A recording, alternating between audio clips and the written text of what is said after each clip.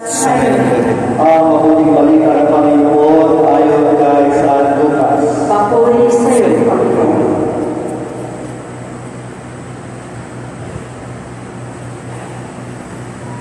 Noong panahon yun, sinabi ni Jesus ang naghahagang ito sa mga taong ang tingin sa sarili matuwid at mahamak naman sa iba. May dalawang lalaking pumating sa templo upang manalangin. Ang isa ay Pariseo at ang isa naman ay Publikano.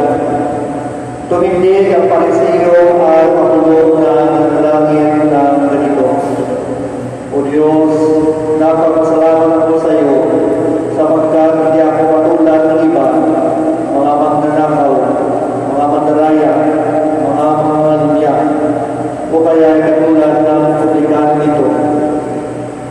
Makalawa akong yuto sa loob ng sanlinggo.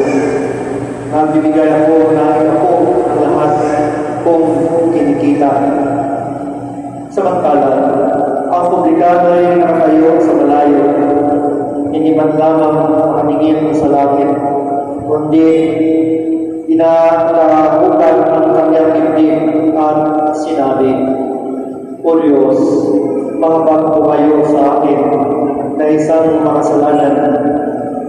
Sinasabi ko sa inyo, ang lalaki ito'y umuwing pinalulundan ng Diyos, ngunit hindi ang isa. Sapagkat ang sinumang nagpapakakasalanan